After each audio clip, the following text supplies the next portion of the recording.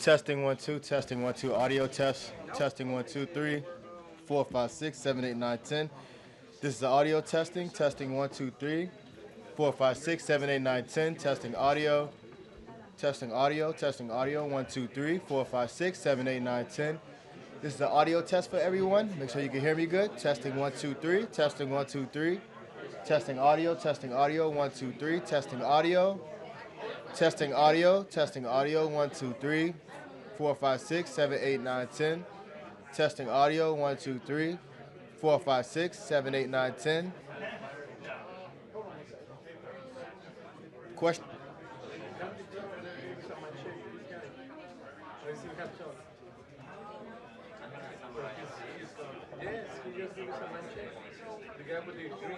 Hey, tell him to sign it straight. Tell him to fix that sign. The sign is straight. You got to should be okay, but I don't have anything. Should I ask you one more mic check? Do me a favor, can we have one more mic check? We have some minor positions. Thank you, but thank you. It's going to be... Audio testing, 1 2 3. Testing, testing, testing, testing. 1 2 3. Testing audio. Testing audio. Testing audio. Keep it up. Keep it up. Testing audio. Testing audio. Testing audio. Testing audio. 1 2 3 for press. Testing audio for press. Give me a thumbs up when everybody's good. Testing audio. Let me see the thumbs up. Thumbs up. Any thumbs up? 1 2 3 4 5 6 7 8 9 10. Testing audio. 1 2 3 4 5 6 7 8 9 10. Audio test. No problem. Cool. No problem.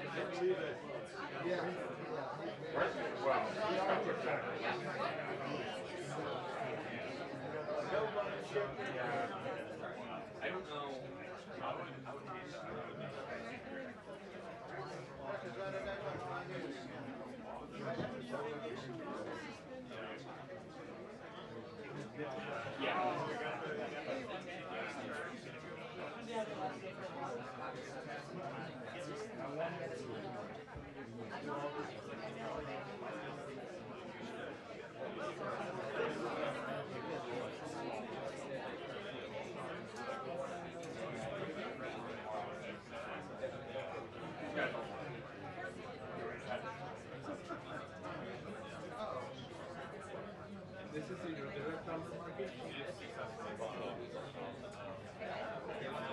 No. I don't have the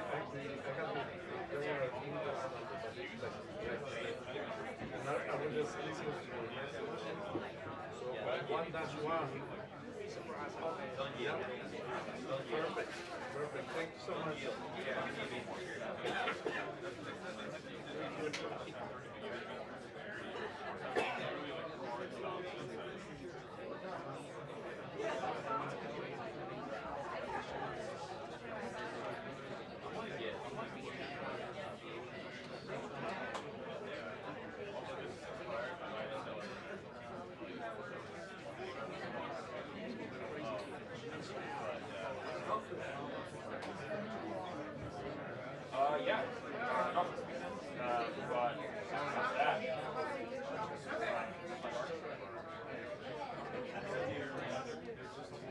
I know, I don't yeah, let me know. Well, so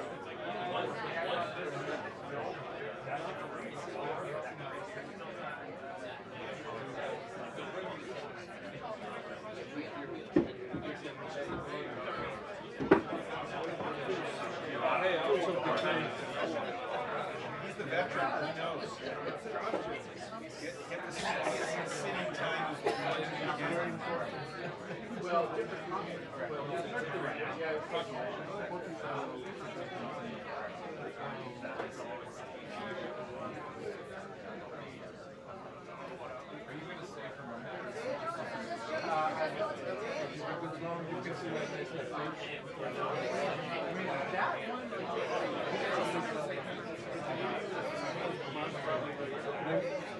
to get out there.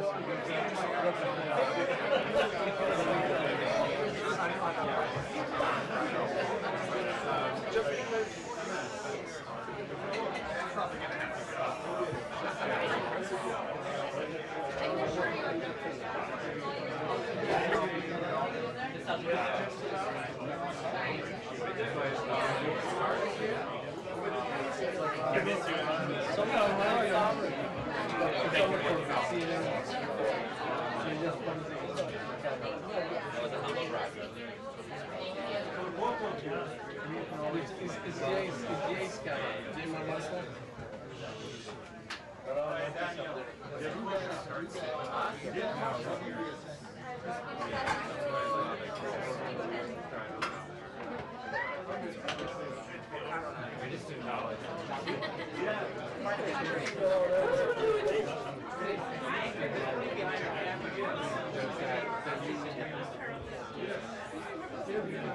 Esto les cabe por ahí. ¿Me voy a dejar ahí? ¿Sabes qué? Ponla abajo del asiento. Sí. Ahí. No, hay un chavo.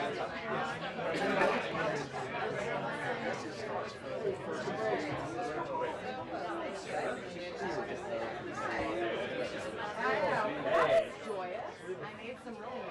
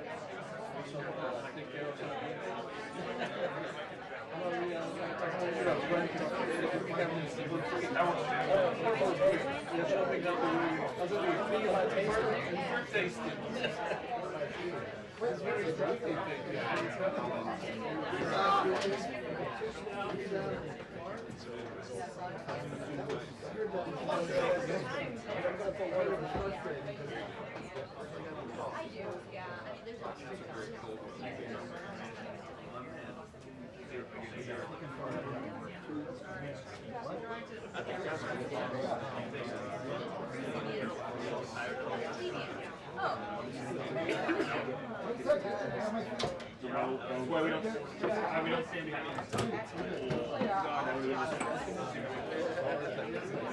we're trying to I know. Yeah, I was there. Who's going this weekend? Who's doing this weekend?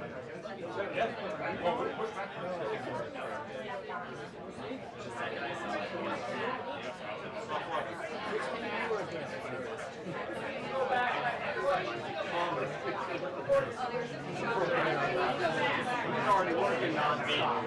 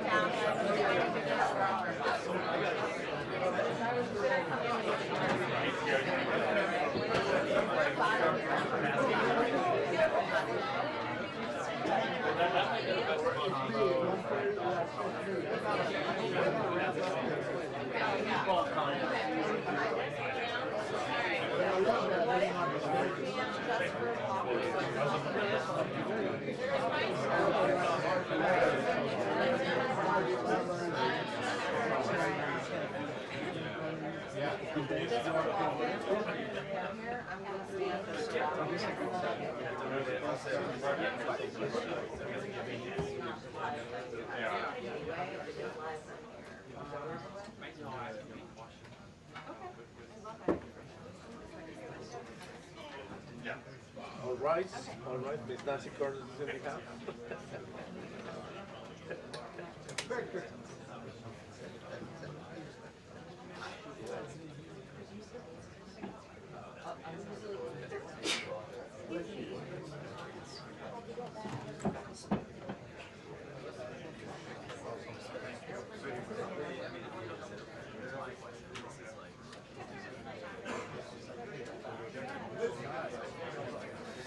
Should come back there.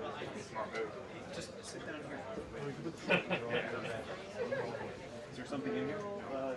Can I sit on it?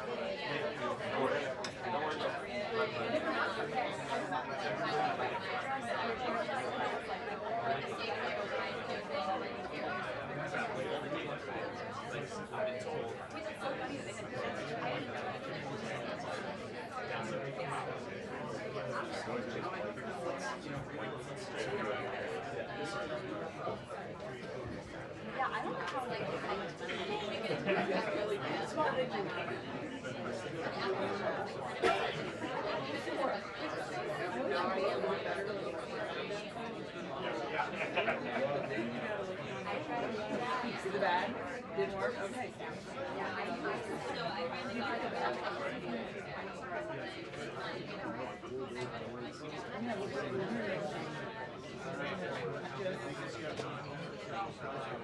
People want to shine.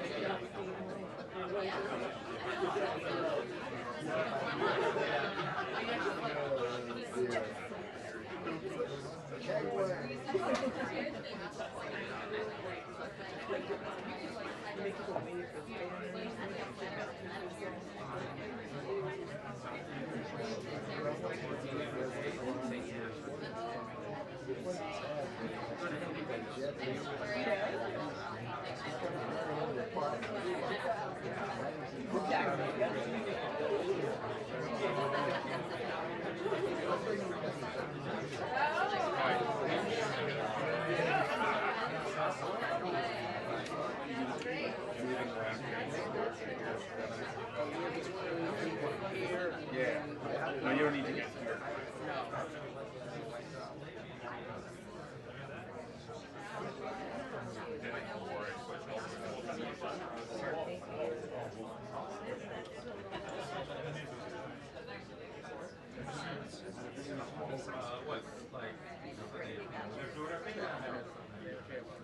All I would say is this. 5 feet.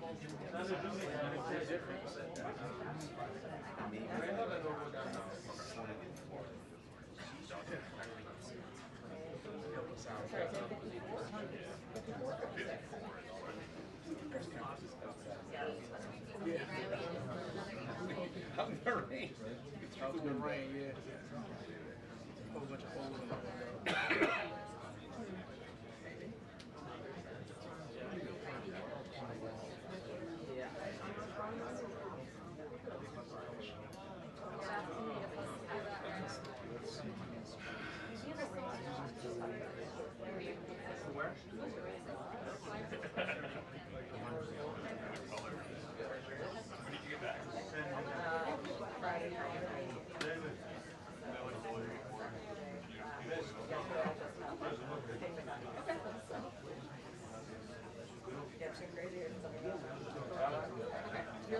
Amazing. I think you were having more fun.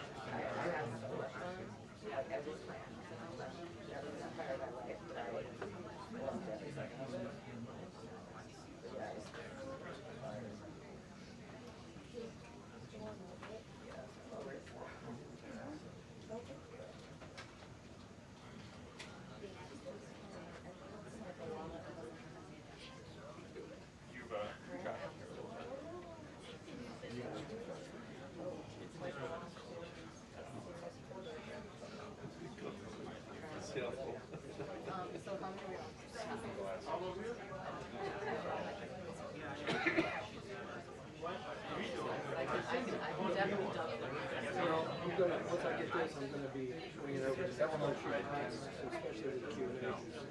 So, you need to discuss it.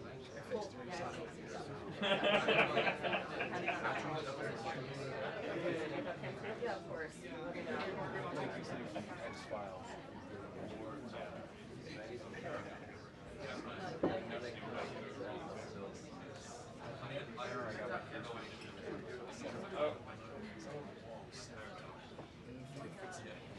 Right. Like very. Look back at it now.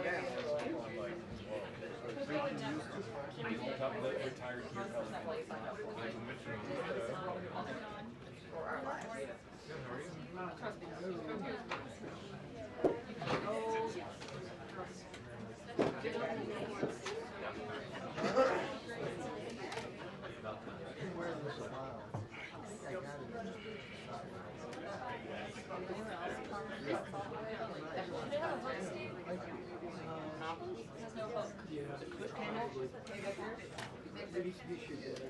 Oh, okay, great. The only person I thought was up is you. He's taller than me. Never gets old. Hey, he's got good job security. He is good. He's good. Hey, Steve. Yeah, because I don't know if I can get a shot. Under Q&A. I'll try. Yeah, okay. It's so packed, like they need, this room needs to get bigger. Hopefully I can. She's gonna get it. Yeah, you guys just like, I'll keep an eye on you if I'm an issue at all, so. But hopefully I can sit and be fine once I do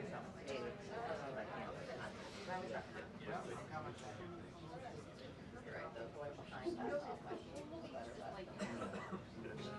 figure it out. I mean, if you want, put your tool in there.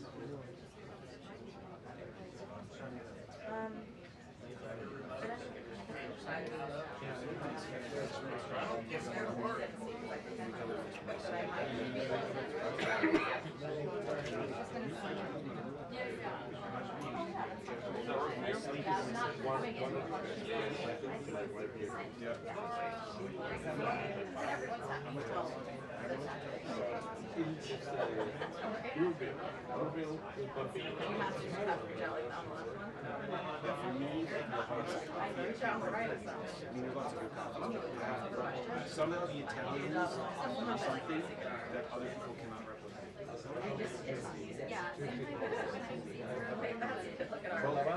Put that in frame. So many pictures. You can get, like, if you buy one pack at Giant, you can get $6.50 pack. If you buy like a box of 20, oh, no, they're really cheap. Yeah, because it's a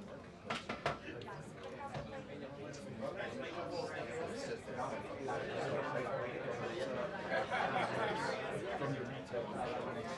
So I just buy like a year's worth, $100.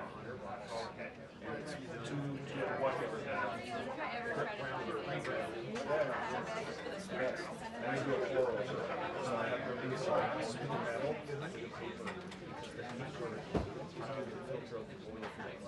That's why, so I think with the espresso machine, I use that every day.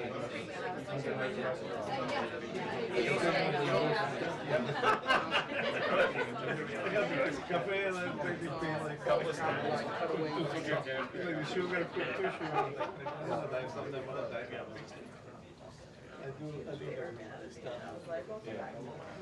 Right?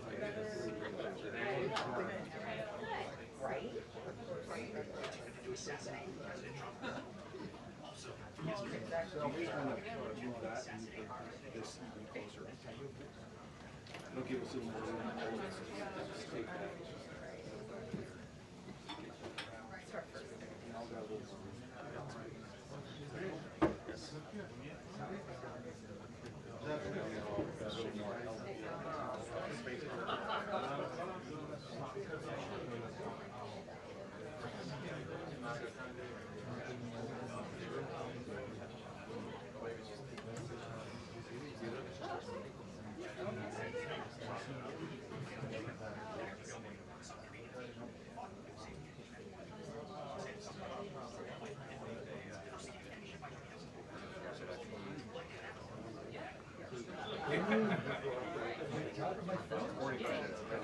were born in Italy, so my whole street was well broken.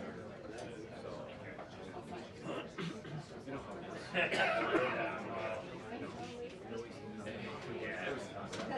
These are business. They don't care about us. There's no risk. It's a business. It's the government, people, the government. So,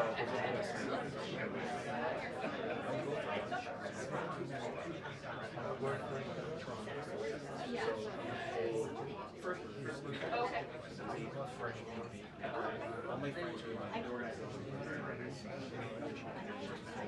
Wonder Bread,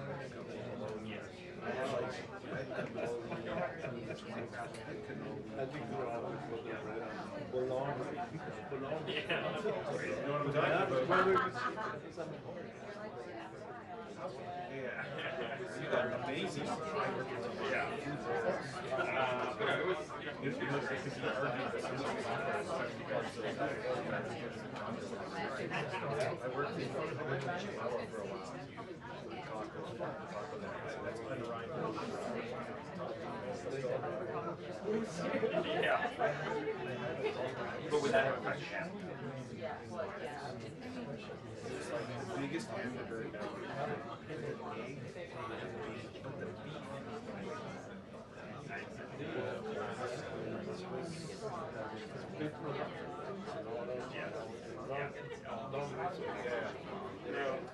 Yeah, I mean, I had food there.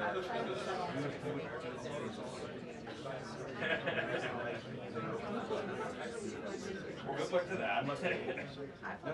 Good. Oh, yeah. There, you get a stack of tortillas and a thing of meat and cheese and peppers. You make it many one price.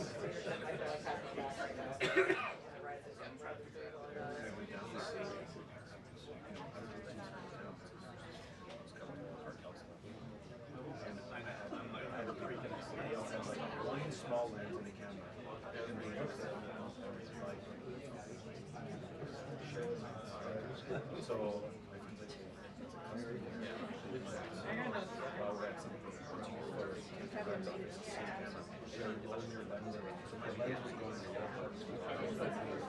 it was like a community coverage. I like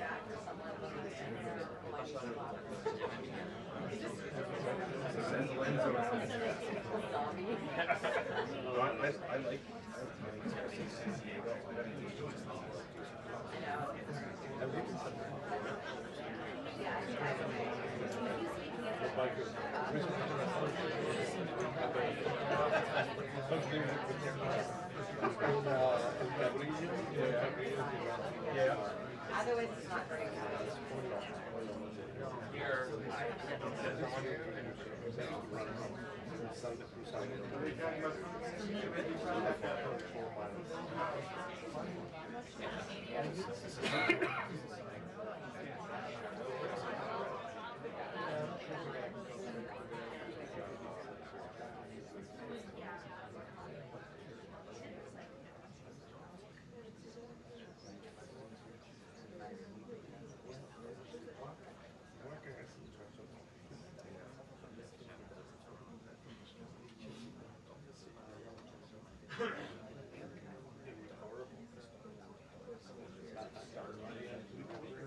But they never used it again, right?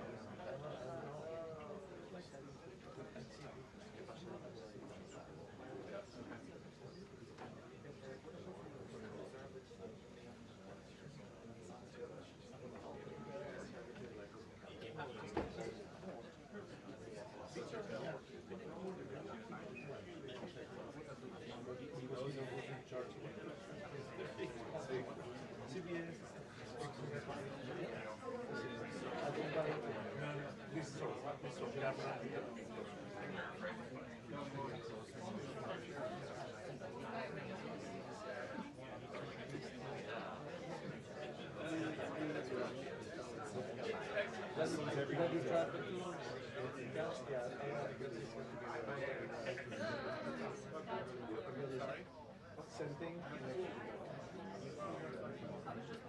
They take me back again. I was there for a minute, like, okay, we'll come back. 5 a.m. start.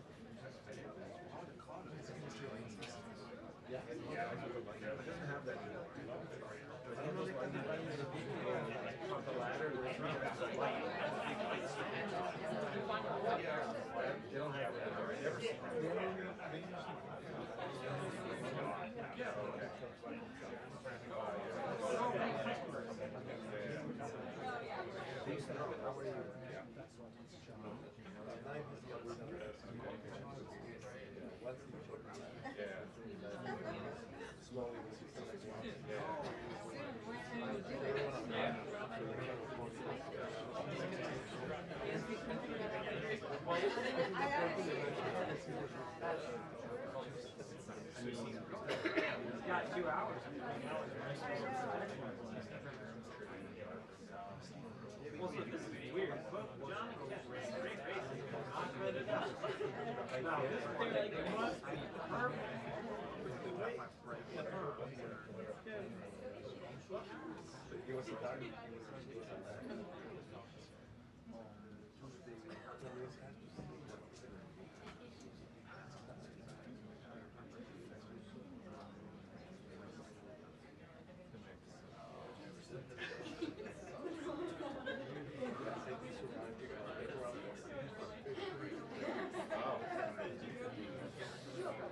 What years were these?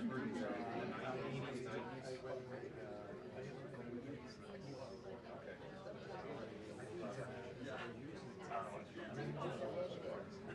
It's okay. I can't wait that the second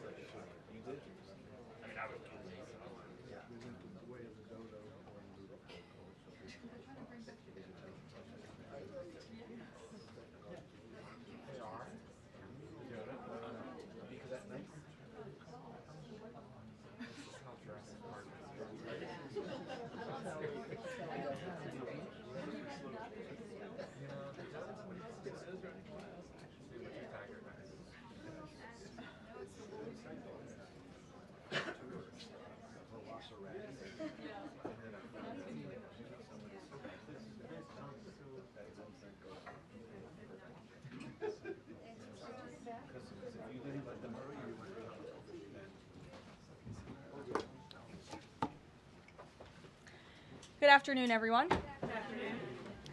Under the leadership of President Donald J. Trump, the rogue Iranian terrorist regime is being absolutely crushed. 47 years of tolerating and enabling the world's leading state sponsor of terrorism are over. Iran's murderous terrorist leaders are paying for their crimes against America, and they are paying in blood. Since 1979, the terrorist Iranian regime has actively and intentionally facilitated the killings of Americans. They chant death to America and fund other radical terrorists who attack our country and are seeking to destroy Western civilization itself. These terrorists seized our embassy and took 66 Americans hostage in Tehran. They slaughtered 241 U.S. service members with a truck bombing in Beirut. They killed and maimed hundreds of American service members in Iraq. And this is just a small fraction of their blood-soaked record. Prior leaders have been too weak and ineffective to address this threat. Some, like Barack Hussein Obama, even sent pallets of cash that ultimately financed this terrorist crusade against the United States and our people, while signing stupid and naive deals that put Iran on the path of developing nuclear bombs. After years of endless appeasement and empty statements from politicians on both sides of the political aisle in this town, President Trump is finally the man of action.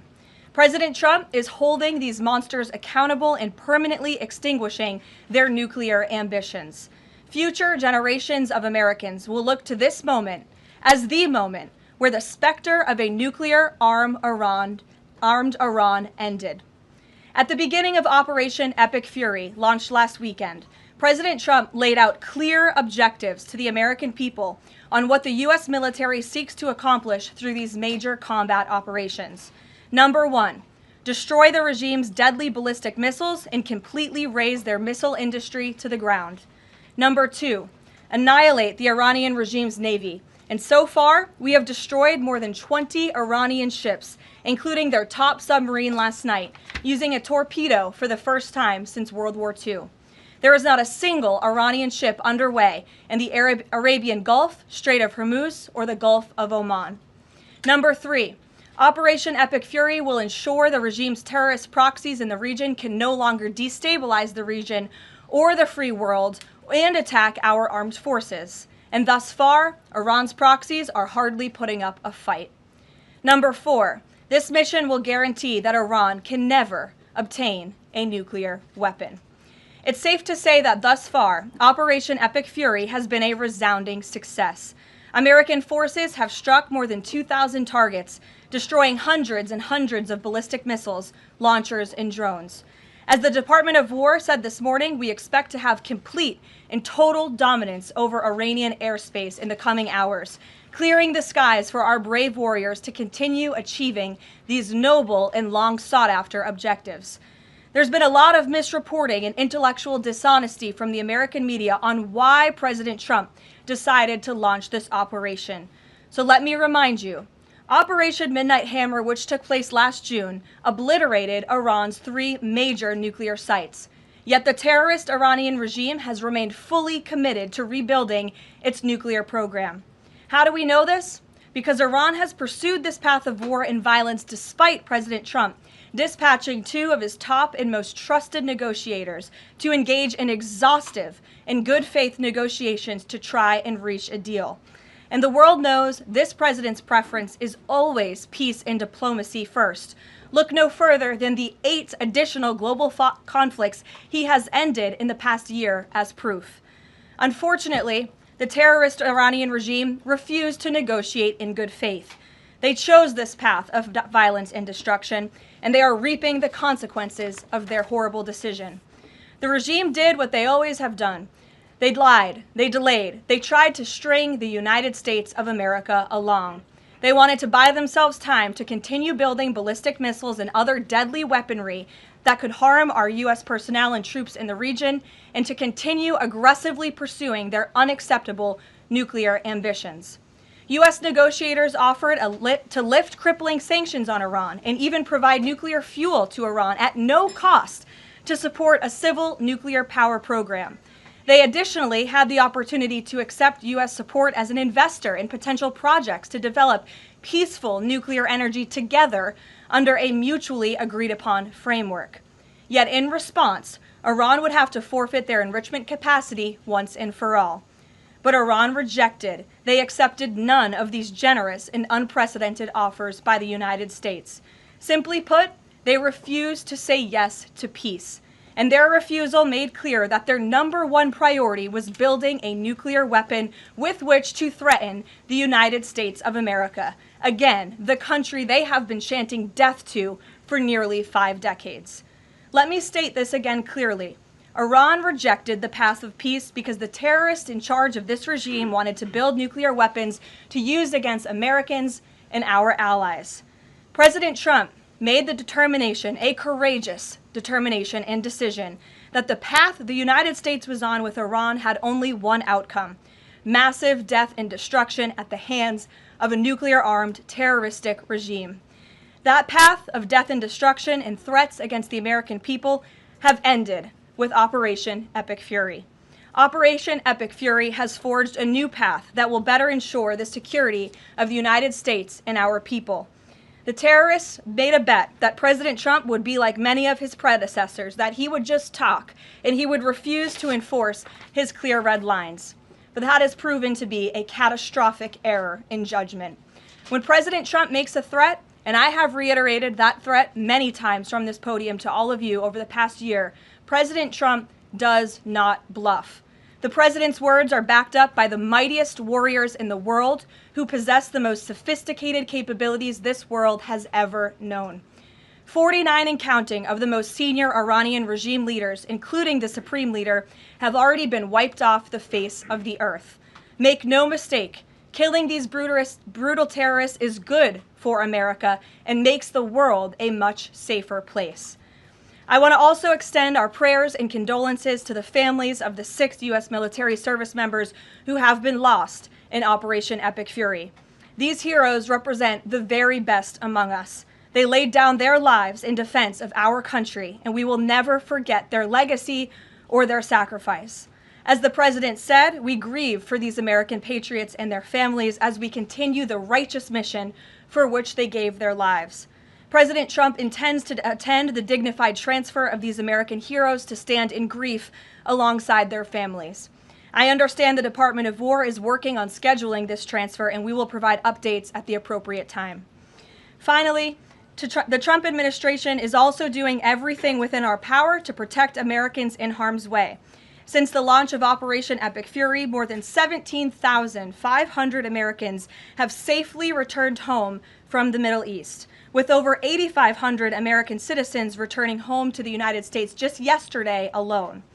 If you are a U.S. citizen in the Middle East looking to return to the United States, the Secretary of State asks that you please register with the State Department at step.state.gov.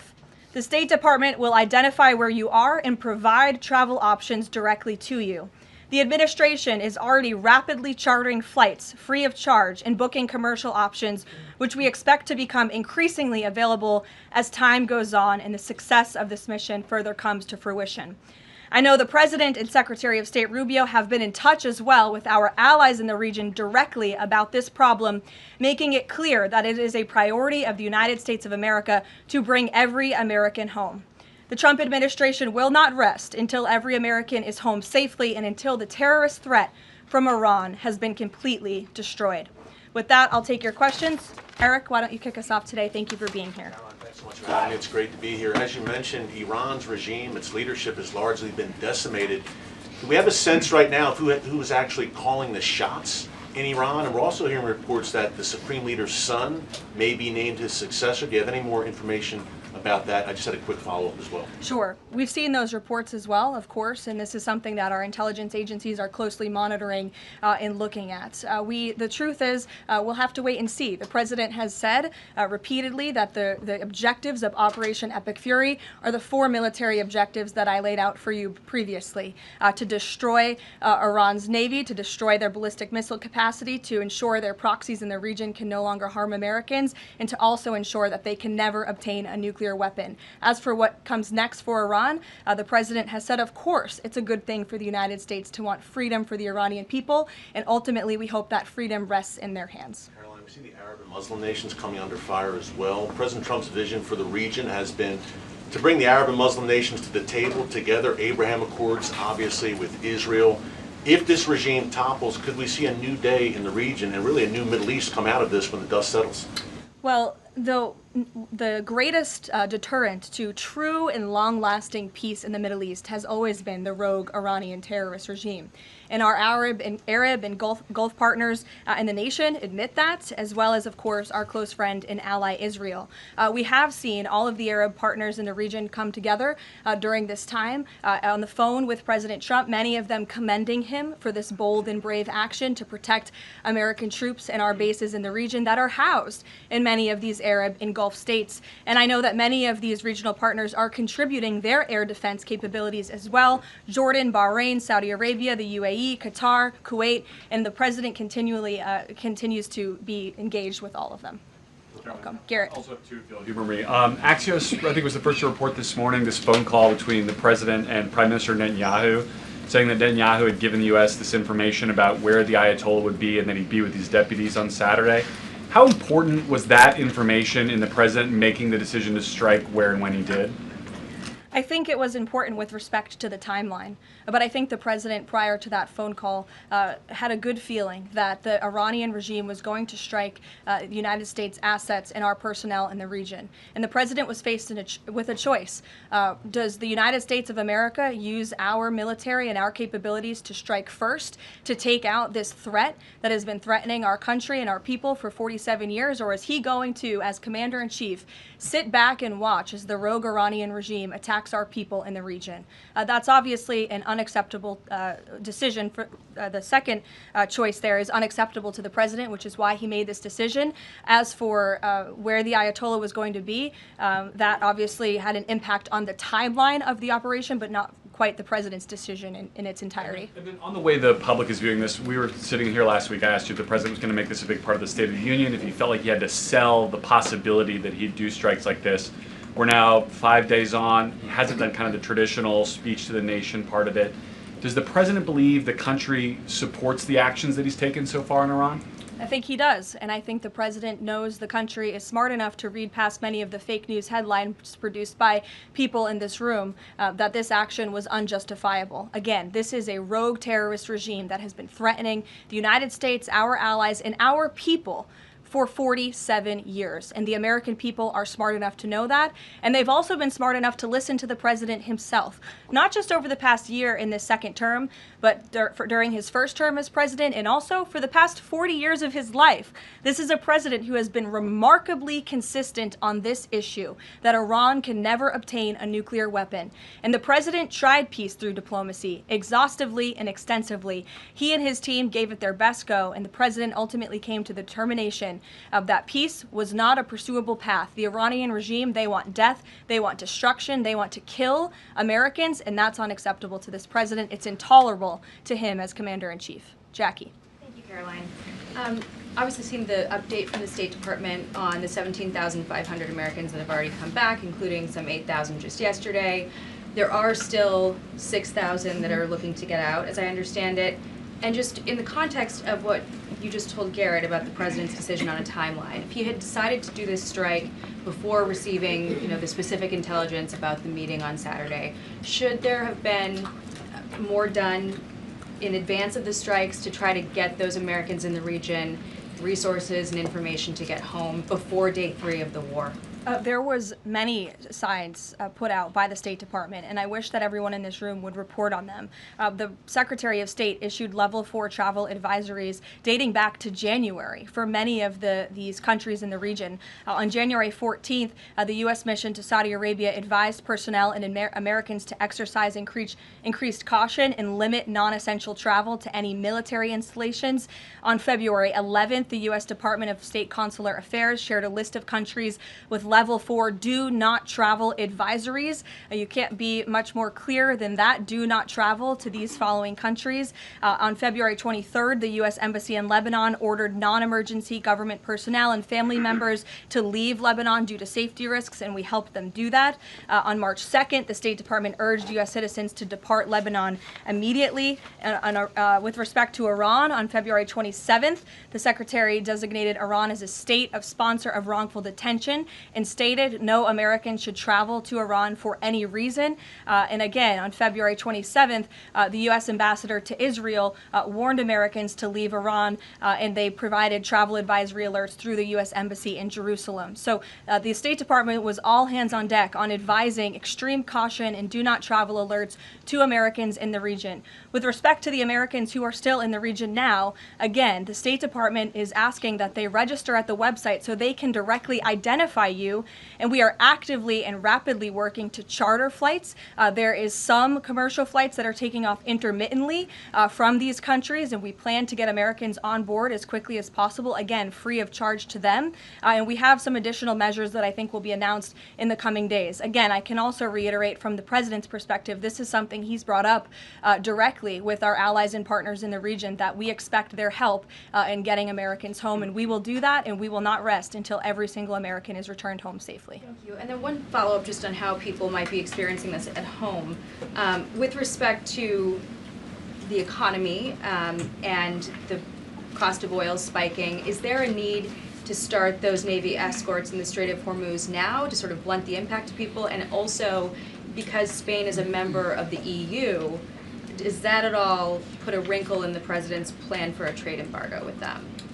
With respect to Spain, I think they heard the president's message yesterday loud and clear, and it's my understanding over the past several hours they've agreed to cooperate with the U.S. military, and so I know that the U.S. military is coordinating with their counterparts in Spain, but the president expects all of our European allies, of course, to cooperate in this long sought-after mission, not just for the United States, but also for Europe, to crush the rogue Iranian regime that, again, not only threatens America, but also threatens our European allies as well. With respect to oil prices and the economy here at home, of course, this is something that Secretary Bessent, Secretary Wright, the National Economic Council of Energy, that is led by Secretary Burgum, has been long working on and well in advance. Yesterday, President Trump announced the U.S. Development Finance Corporation will provide political risk insurance at a very reasonable price for crude carriers and cargo ships operating in and around the Gulf. And as you pointed out, Jackie, the president said if necessary and when appropriate, the U.S. Navy will begin escorting tankers through the Strait of Hormuz. I think it speaks to why this action was so necessary, that ultimately the energy industry is going to benefit from the president's actions with respect to Iran, because Iran will no longer be controlling the Strait of Hormuz and restricting the free flow of energy, which, as you all know, controls 20% of the world's global oil supply. Sure. Thanks, Caroline. The president said yesterday there wasn't time to make evacuation plans because this all happened so quickly.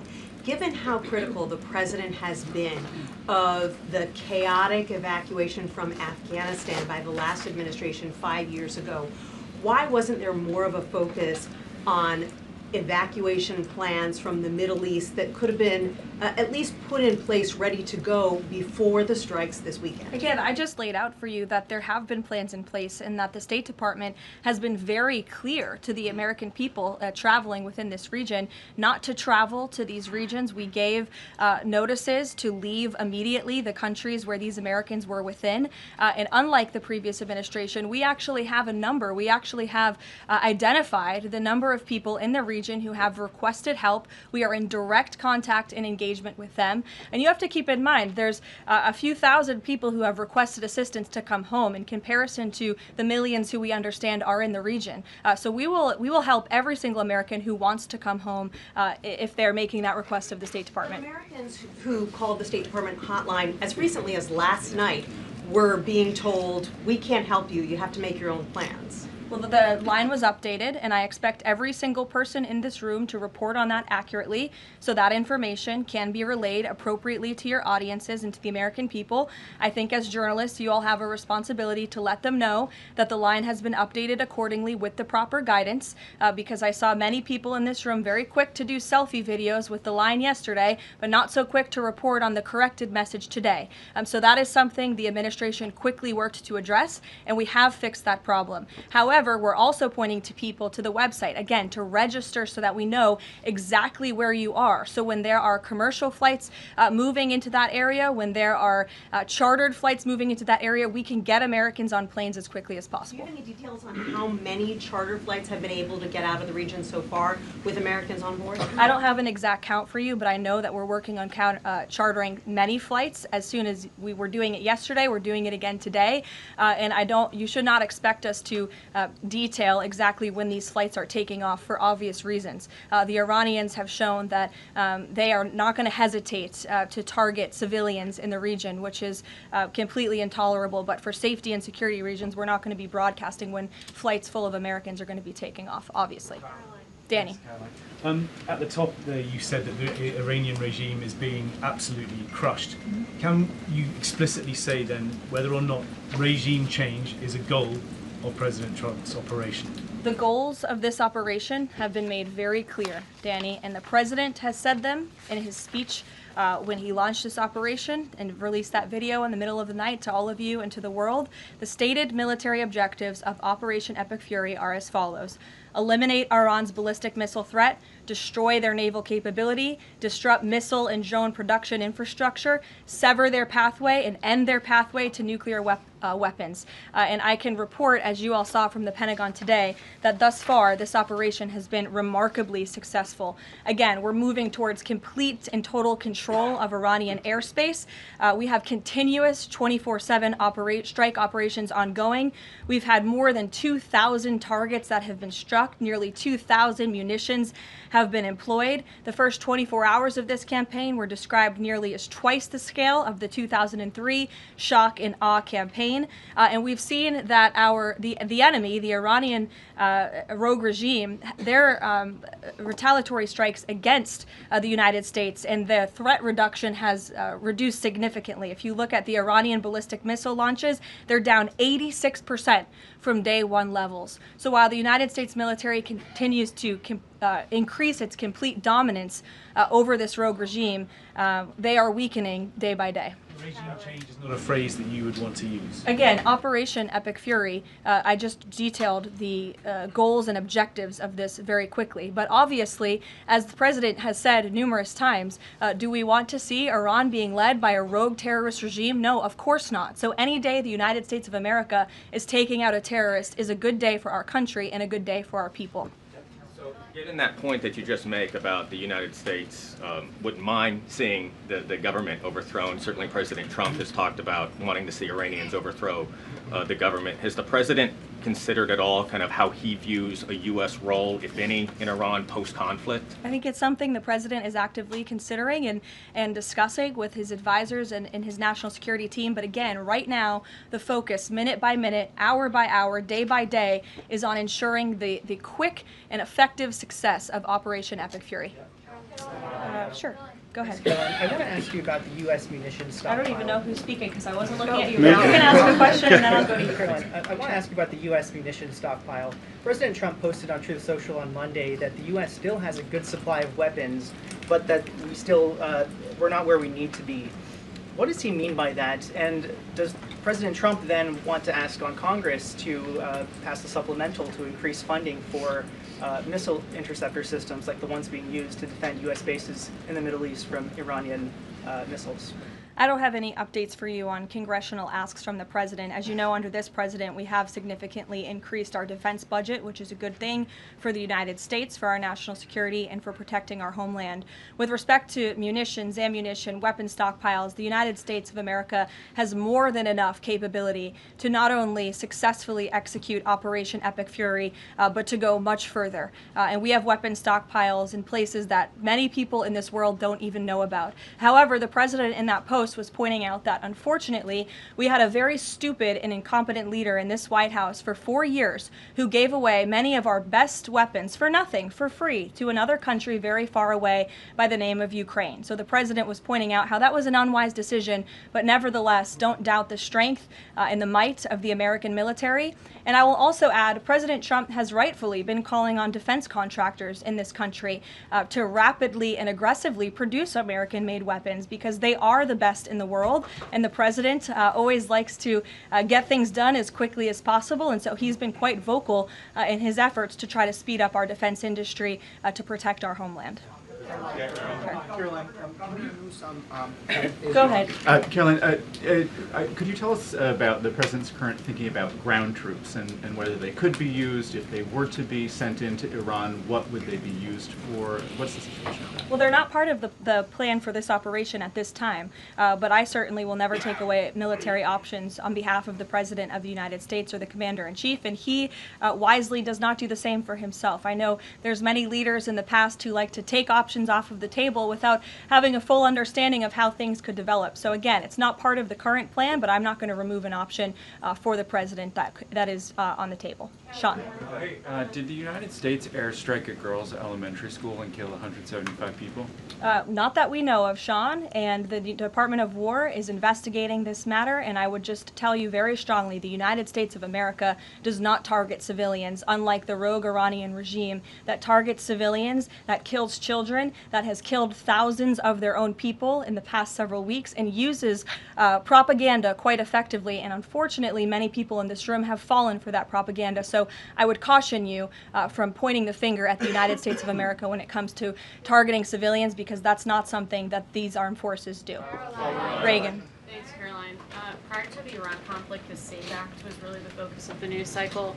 Is the SAVE Act still a priority for the administration? Absolutely. Can you just provide an update on the administration's talks with Congress to get the SAVE Act through?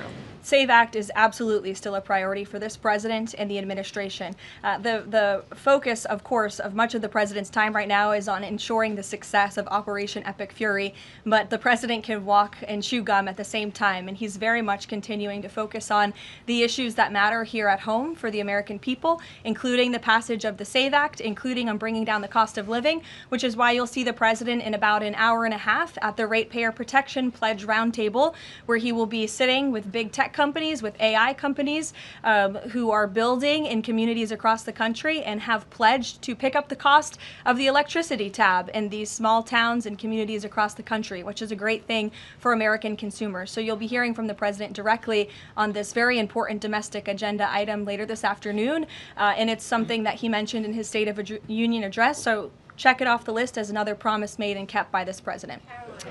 Sure, go ahead. Thanks, Caroline. I just wanted to get back to Danny's question.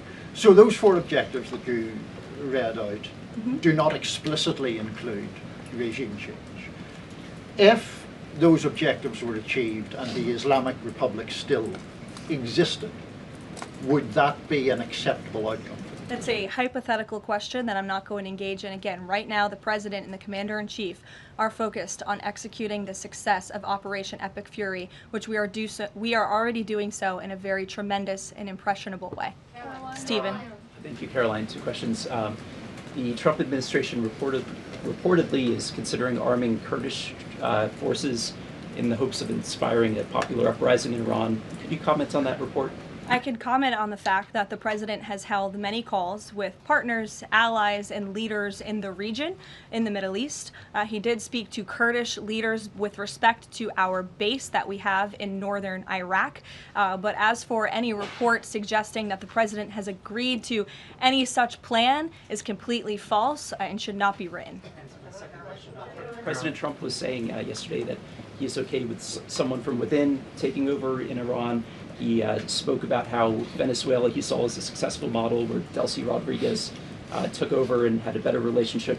Iran's President Pezeshkian, he took office in 2024 as a relative reformer. He's part of a three-man council now replacing the supreme leader. Does President Trump see him as a potential successor who is more pliable? Again, that's another hypothetical, and I haven't spoken to the president about this specific individual, so I don't want to get ahead of him on any assessments that should be made. Thank you. Yesterday, the president acknowledged that oil prices will be a bit high. As for gas prices here in the U.S., what is the admin doing right now to counter that? I mean, should they skyrocket? Is there a plan to help, Americans right now with those higher gas prices? And then a second question. On the rash that was on the president's neck, the White House physician said it was a preventative skin cream that he was using, but why is the president using this cream? What are they trying to prevent with this cream? To your second question, I don't have anything additional to add to the physician statement that we provided to all of you on those questions, but I know the statement said that the redness on the neck will dissipate within the next couple of weeks. To your first question about oil prices, thank God we have a president who has exuded American energy dominance over the past year, an administration that is wholeheartedly focused on keeping prices stable as best as we can. Of course, this operation is temporary to protect the homeland, but crude oil prices did fall yesterday. They remain stable today after the president announced steps to ensure the stability in global energy markets. Again, those include the DEC offering reasonably priced political risk insurance and the potential for the U.S. Navy to provide protection for the flow of energy through the Strait of Hormuz. It is the president's belief and his economic team's belief that the economy continues to be very strong. It's robust and will be able to weather any of the temporary impacts of Operation Epic Fury. John. Thanks a lot, Caroline. Just to follow up to that, the timeline for making the Strait of Hormuz safe for oil tankers to transport their oil through the strait, what is that timeline, and what can the president do to speed up that timeline? I don't want to commit to a timeline, but certainly it's something that is being calculated actively by both the Department of War and the Department of Energy. They're working very closely. Both secretaries are in all of the briefings on this subject with the president, and this is, again, something they're monitoring, and if and when necessary, the United States Navy will provide assistance to escort oil tankers through the strait. Sure, in the blue. Thank you, Caroline. You're not in blue, Andrew. Go ahead. Yeah, thank you. Well, I guess you are, sort of. I'll go to you after. You had mentioned about the commercial aircraft being used for the evacuations. What about the use of military aircraft? Would that happen in conjunction with that or subsequent to? That is something that is definitely underway, and of course we're going to use that in conjunction. We want as many planes, whether they're chartered, commercial, or military, taking Americans out of the Middle East and returning them safely home. So yes. Andrew, go ahead. You're welcome. At the top of the briefing, you listed a long list of grievances against the Iranian government, going back to the takeover of the embassy in '79, barracks bombing in the 80s, etc. But no one from the administration has laid out the imminent threat that was supposed to be taken care of by this. And the rationales offered by, say, Secretary Rubio, the President's National Security Advisor, said that the threat was retaliation against American interests from Iran after Israeli strikes. The President says it was his own feeling that Iran was going to attack. Why is it that across the administration you can't say what the imminent threat against the United States was that required us to launch this? And also, Prime Minister Starmer told Parliament today that his reason that he didn't allow the use of British bases was that he was not satisfied that there was a lawful basis and a viable, thought-through plan. Was there an attempt to provide the UK government with a legal basis for these strikes and a viable, thought-through plan? To the first question, I completely reject the premise of your question. You have had the President of the United States, the Secretary of War, the Chairman of the Joint Chiefs, the Vice President of the United States, the Secretary of State, and now I am out here today to explain to you exactly what led the President to make the decision to launch Operation Epic Fury. And President Trump does not make these decisions in a vacuum. This decision to launch this operation was based on a cumulative effect of various direct threats that Iran posed to the United States of America, and the President's feeling based on fact that Iran does pose an imminent and direct threat to the United States of America, based on the fact that they are the world's leading state sponsor of terrorism, based on the fact that they were rapidly and aggressively building up their ballistic missile program to give themselves immunity within their country alongside their navy, so that inside their country they could continue to create nuclear weapons and nuclear bombs, which would of course pose a risk to Americans in the region and even Americans one day here at home. And then another point on this is the President found that through these extensive, exhaustive, failed negotiations with Iran, that they were hell-bent on death and destruction. So again, the President was not going to be just another president on a very long list who sat back and stood by and passed the buck of this direct threat to the next administration. The President had a feeling, again, based on fact, that Iran was going to strike the United States, was going to strike our assets in the region, and he made a determination to launch Operation Epic Fury based on all of those reasons, and I would like the media to actually report on all of them, rather than just picking sound bites from one person in this administration and saying, oh, they're contradicting the other person. No, again, these decisions are not made in a vacuum. They are made by the president's feeling that Iran was going to strike the United States and our assets in the region, and he was not going to sit back and watch that happen. The determination was made that the president was going to strike first alongside Israel, and that has obviously been proven to be the right decision and an effective one at that. Libby, go ahead. Thank you, Caroline. A two-part question for you there. First, has the president spoken with the family members of those U.S. service members that were killed?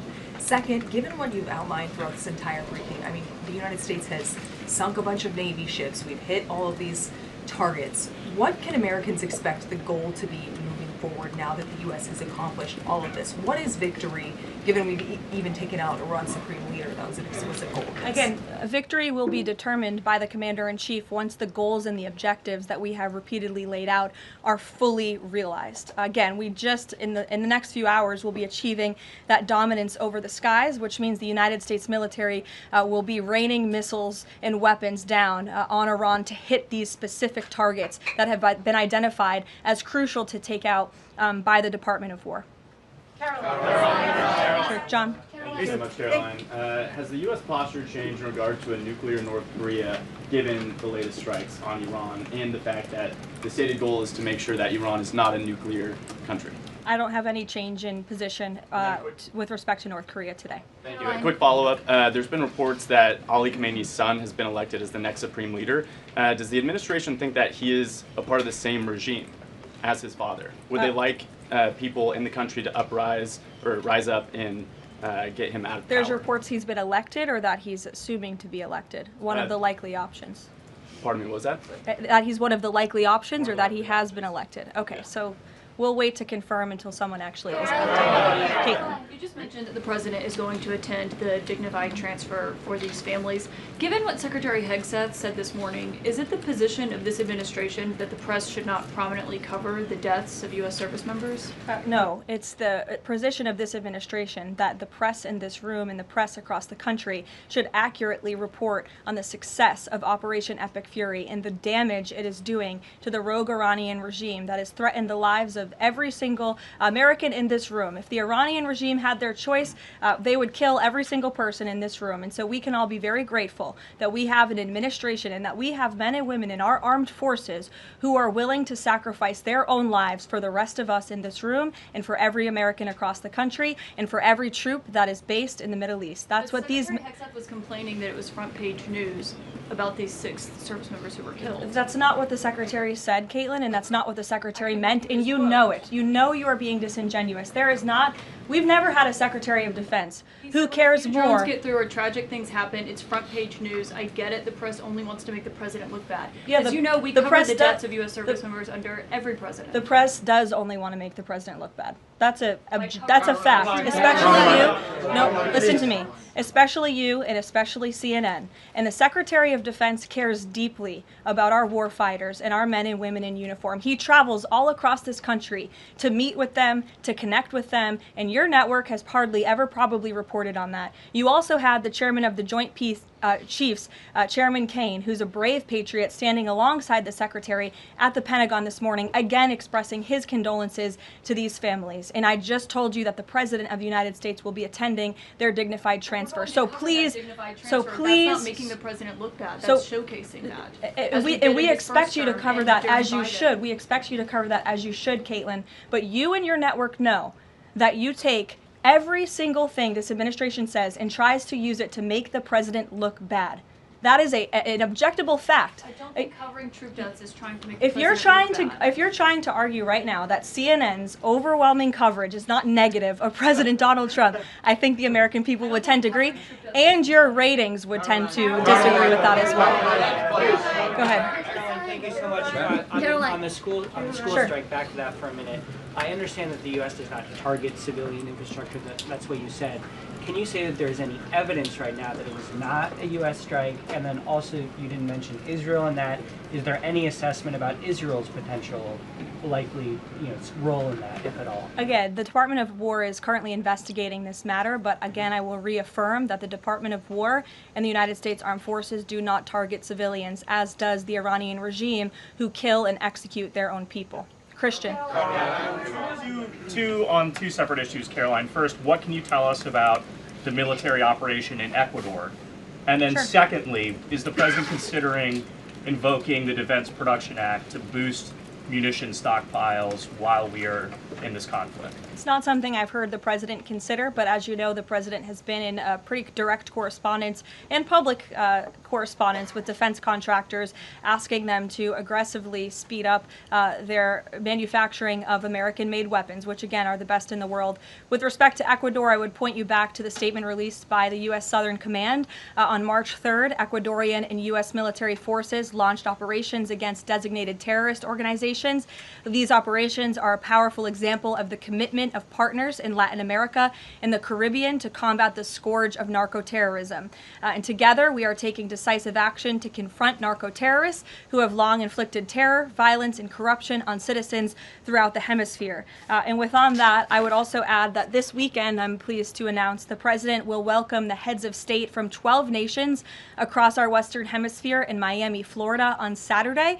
The point of this newfound Latin America summit is to promote freedom, security, and prosperity in our region.